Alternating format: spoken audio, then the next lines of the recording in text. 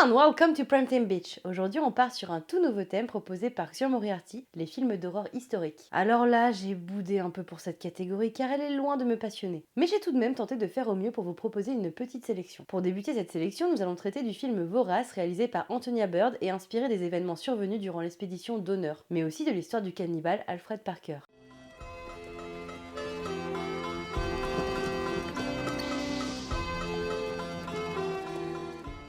Durant cette expédition, 87 pionniers américains se sont retrouvés bloqués par la neige alors qu'ils étaient en route vers la Californie. 36 membres sont alors morts de malnutrition ou de maladie tandis que certains ont recouru au cannibalisme. Le cannibalisme est un thème souvent traité sous l'angle de l'horreur et du fantastique. Récemment, c'est la série Yellow Jackets qui illustrera ce thème alors qu'elle comptera les mésaventures d'une équipe de soccer coincée sur une île à la suite d'un accident d'avion. Portée par la folie et le manque de nourriture, notre bande de sportifs n'hésitera pas à recourir au cannibalisme, tout en priant un nouveau dieu pour leur survie. Yellow Jackets mêle savamment le cannibalisme et la folk horror dans 2 saisons très qualitatives. Dans Vorace, nous accompagnons le capitaine John Boyd alors qu'il vient d'être muté dans un fort isolé de Californie. Un jour, il recueille un homme étrange et complètement déboussolé du nom de Call-Out, qui leur raconte qu'il a dû recourir au cannibalisme avec ses compagnons de route pour survivre. Ici, Vorace se place dans un réalisme glaçant teinté de fantastique. Un fantastique très probable, d'autant plus malaisant. Le film questionne notre instinct de survie et notre nature profonde. Dans le long métrage d'Antonia Bird, l'instinct de survie est vite dépassé par une quête de puissance surhumaine. Car si dans un premier temps le film questionne ce qu'un être humain est prêt à faire pour survivre, il montrera la nouvelle nature de monstre de Wendigo de Call-Out. Call-Out souffre d'une faim qui n'a pas de limite et lui fera consommer toujours plus de viande humaine afin d'être satisfait. Le Wendigo est une créature qui a parcouru la culture populaire et notamment à travers le cinéma où il a pris de nombreuses formes. C'est une créature surnaturelle et démoniaque qui s'est propagée dans le folklore d'Amérique du Nord. C'est un monstre, une créature qui se transforme après avoir recouru au cannibalisme. Wendigo, tanu liunil mushka lolishke. Ojibwe tanu dahamado glogashli. C'est un ancien mythe indien qui vient du Nord. Wendigo, mushka ki ilo, tanu temlu. Un homme mange la chair d'un autre homme. Ici, cette altération de la chair touchera Call-Out et le transformera. Bientôt, il voudra manger plus d'humains car il en retire une certaine puissance. Il expliquera qu'en mangeant un homme, il prend soudain sa force et qu'il n'est plus vraiment soumis aux lois de la nature. Au-delà du cannibalisme et de la figure du Wendigo, ce qu'Antonia Bird traite dans son film, c'est aussi cette image de la chair comme une nécessité, un passage obligé pour un homme viril. Cette imagerie de la viande rouge qui symbolise toute la masculinité et la vigueur propre aux hommes. Le tout dans une esthétique proche du western qui magnifie l'horreur qui se joue sous nos yeux. Vorace est un long métrage très complet qui montre une toute nouvelle facette du cannibalisme. Ça transpire, ça suinte, c'est un menu parfait pour les fins gourmets. De plus, le duo Guy Pearce et Robert Carlyle fonctionne à merveille. Boyd luttera contre ce mal, ce cannibalisme, tandis que Call-Out plongera encore un peu plus dans la folie et perdra peu à peu le peu d'humanité qui lui reste pour ne faire qu'un avec la bête. Boyd est le seul à connaître la menace qui plane sur lui et ses camarades, et c'est un véritable bras de fer entre les deux hommes qui se mettra en place. Call-Out est une menace et Boyd est le seul à connaître son vrai visage. Et alors, vous savez ce qui m'enchante tout particulièrement dans ce film? La BO. Oui, vous commencez à connaître la chanson. J'adore les sonorités de banjo. Alors là, je suis servie. Et notamment lors de cette course-poursuite presque comique entre Boyd, Reich et Call-Out.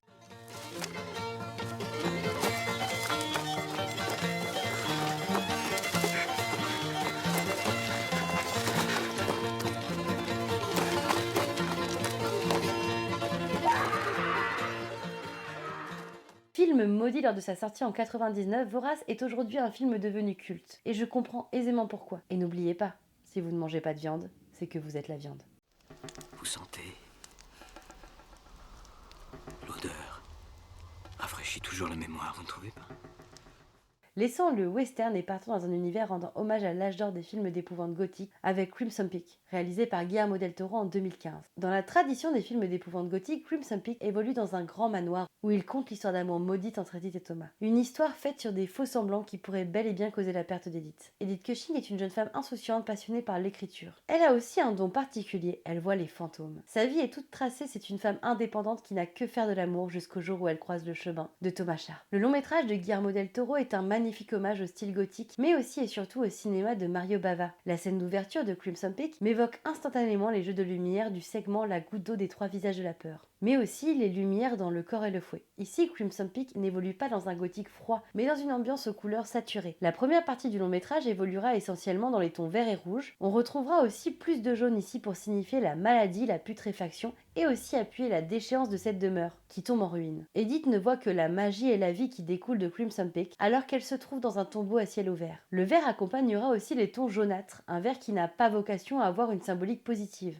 puisqu'ici il illustre tout le mensonge et le poison autour d'Edith. Un poison qui tentera de causer sa mort. Tandis que le rouge sera lui source de vie, de sang, le salut d'Edith. Tout d'abord par la forme rouge qui n'est autre que le fantôme de Crimson Peak, mais aussi par le sang d'Edith qui la met en garde. Et enfin, ce rouge c'est aussi la couleur qui symbolise ce qui maintient encore à flot la famille de Thomas, la source de minerai du manoir. Enfin, bien que le long métrage soit empreint d'une vibe proche des films de Roger Corman, tout prend plus d'ampleur dans Crimson Peak. À la manière du Antisse de James de Bont, Guillermo del Toro soigne son décor et rend lui aussi la maison vivante. Une maison qu'Edith arpentera tel un labyrinthe jusqu'à ce qu'elle connaisse enfin la vérité sur son tendre amour. Ici, Guillermo del Toro renverse les codes, les fantômes ne présentent pas une menace pour Edith, mais ils tenteront de l'avertir et de la sauver d'un drame à venir, car Thomas n'est pas le prince charmant qu'il semble être. Et il a tout d'un membre de la famille de Sher. Une formule qu'il avait déjà illustrée dans un autre de ses longs métrages, avec L'échine du diable. Dans ces deux films, la menace est autre, et elle n'est pas ce qu'elle semble être. Pour finir, je dirais que Crimson Peak est un film de maison hantée charmant, qui n'oublie jamais de briller par une mise en scène et un décor majestueux. Un classique dans le genre qu'il vous faut découvrir de toute urgence.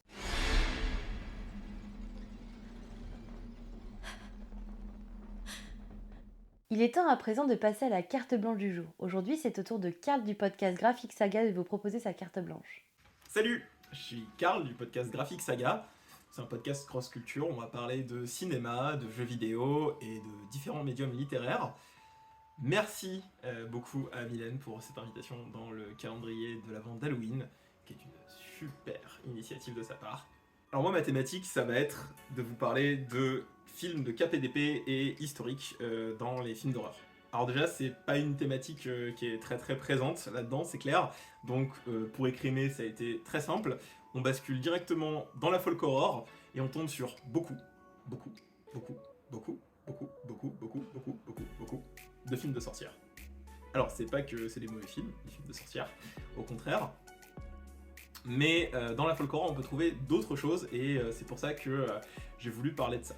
La folk horror, en fait, c'est un sous-genre de l'horreur qui se définit comme étant l'association du quotidien et de l'étrange au sein d'une communauté et qui va confronter ses croyances à une certaine forme de modernité. Alors je vais pas avoir la prétention de vous faire découvrir deux films incroyables, obscurs, qui changeraient votre vision du cinéma, mais je trouve que avec deux lentilles différentes de vision, que ce soit culturelle ou même au niveau des mœurs, c'est deux films qui questionnent la bestialité et je trouve que c'est intéressant de les mettre en parallèle. On va commencer tout de suite avec le premier film.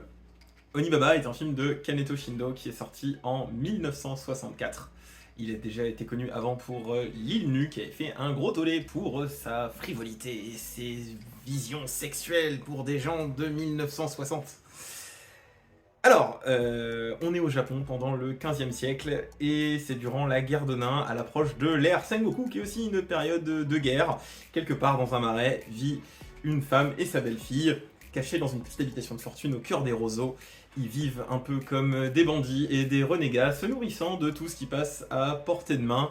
Animaux comme légumes, comme déserteurs, comme samouraïs qui pourraient servir de casse-croûte. Puis une nuit revient dans la maison Hachi, qui est parti au front avec le fils et le mari de notre duo féminin, leur annonçant la mort de Kishi, qui du coup a cassé la pipe au champ de bataille. Il va donc s'incruster un peu dans leur quotidien et prendre part à leur sombre besogne, ce qui va rendre la cohabitation entre les deux femmes bien plus compliquée, en sachant qu'Hachi va en plus se rapprocher de la jeune veuve maintenant, et ce qui va entraîner la jalousie de l'ex-belle-mère de Kishi, qui va vouloir empêcher les deux amants de se retrouver. Et tout ça va prendre une tournure totalement différente lorsqu'un jeune samouraï avec un masque terrifiant d'Oni va un soir débarquer dans la maison. Ce masque, elle va l'utiliser comme un outil de vengeance et de contrôle des mœurs de sa belle-fille et de son nouvel amant, afin de manipuler leur peur et de pouvoir les soumettre à son joug. Et elle va être symbolisée un peu comme un obstacle à franchir avec ce masque sur des plans d'un noir et blanc totalement impeccable. Alors Onibaba, il a été un peu conspué à sa sortie parce que, encore une fois, la sexualité, tout ça, les Japonais n'ont pas trop kiffé, mais aujourd'hui c'est devenu un vrai objet, peut-être pas aussi connu qu'on le voudrait, mais qui est pop et culte à la fois. Dans le métrage, le masque de l'Oni va être utilisé par la belle-mère comme un symbole d'oppression et de retour à la bestialité pour être un vrai obstacle pour les deux protagonistes. C'est ce qui va l'amener à sa perte, tout du moins vers la fin du film, et qui va créer au sein du film un vrai basculement dans une forme d'angoisse et de bestialité primale. Donc je vous conseille grandement Onibaba et également Kuroneko du même réalisateur qui est aussi un vrai petit bijou à regarder. Et j'en profite également pour rajouter que Onibaba ressort en salle le 25 octobre. Donc n'hésitez pas, s'il passe près de chez vous, à aller le voir en salle, ça vaut vraiment le coup en version restaurée. Et en parlant de films restaurés, il est ressorti en Blu-ray et en toute belle définition en 2021, c'est Le Pacte des Loups de Christophe Gans. Christophe Gans, c'est un réalisateur français qui, du coup, en plus d'avoir fait Le Pacte des Loups, est connu pour le film Silent Hill et son prochain remake, Return to Silent Hill, qui va être sorti normalement dans le courant 2024. Donc Le Pacte des Loups, de quoi ça parle? Entre 1664 et 1767, l'histoire prend place dans le pays du Gévaudan, où le chevalier de Fronsac, naturaliste à la cour du roi, vient enquêter sur la terrible bête. Avec son frère amérindien, ils enquêtent sur les mystérieuses attaques orchestrées par la supposée créature errant dans les bois. Une traque sera alors lancée et qui se soldera par un super combat entre Ivy de Soul Calibur et Connor d'Assassin's Creed 3. Pour comprendre pourquoi le Pacte des Loups, c'est un objet particulier dans le paysage du cinéma français, il faut revenir un peu en arrière, c'est-à-dire dans l'époque sombre et reculée qu'étaient les années 2000, en particulier l'année 2001. Le film, bien sûr, il est témoin de son époque, il va s'inspirer de Matrix, ça pioche aussi dans les Wuxapian, qui sont les films de sabre chinois. Ça met un mélange de thriller, d'enquête, de western, de kung-fu, un vrai film en plus avec des vrais plans oniriques. Donc c'est un objet totalement outsider à cette époque-là, et qui va recevoir, avec beaucoup d'étonnement, un grand succès. Et donc à ce moment-là, les gens imaginent qu'il y aura un après et un avant le Pacte des Loups dans le paysage du cinéma français, notamment dans le petit monde du cinéma de genre. Et on peut aussi mettre ça en parallèle qu'à ce moment-là sort aussi Vidocq de Pitoff la même année, et Le Petit Poucet aussi, qui sont des propositions pareilles.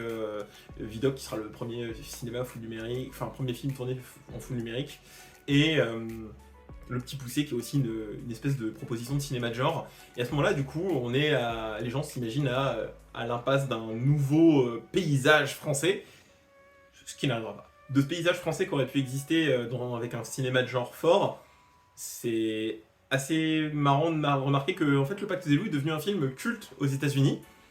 Et c'est pour ça que je pense qu'il est encore aussi important de le revoir aujourd'hui et de le juger à son époque. Alors, bien sûr, on peut avoir des effets spéciaux qui ont un peu vieilli, notamment sur la bête, qui est pourtant fait avec une super marionnette par la Jim Henson Company.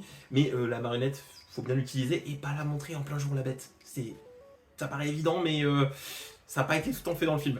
Bref, ça devient un objet culte aux États-Unis, et notamment, ça a même inspiré un jeu vidéo par l'esthétique, notamment, c'est Bloodborne, des studios From Software.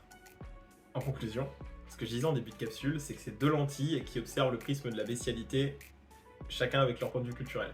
Onibaba, on voit à quel point elle peut nous consumer en période de survie et venir nous saisir comme la seule solution qui va permettre de reprendre le contrôle de notre réel. Dans le Pacte des Loups, si la bête est contrôlée par un homme, elle en devient ni plus ni moins qu'un outil d'asservissement qui permet de maîtriser la foule par la peur. Alors que la créature est bien moins sombre que le maître qui l'exploite. Donc voilà, c'est tout pour moi, et merci encore à Mylène pour l'invitation, et merci à Jus pour le son. Yo! Et je vous souhaite un joyeux Halloween et une bonne continuation. Et à bientôt, éventuellement sur Graphic Sega. Merci beaucoup Karl pour cette carte blanche. Je vous mets le lien vers son podcast en description. N'oubliez pas que si vous souhaitez soutenir la chaîne, j'ai une page Tipeee. N'hésitez pas à me taguer avec le hashtag Welcome to Halloween Mood 2023. Et moi je vous dis à demain pour une nouvelle vidéo. Beau cauchemar mes petites cools.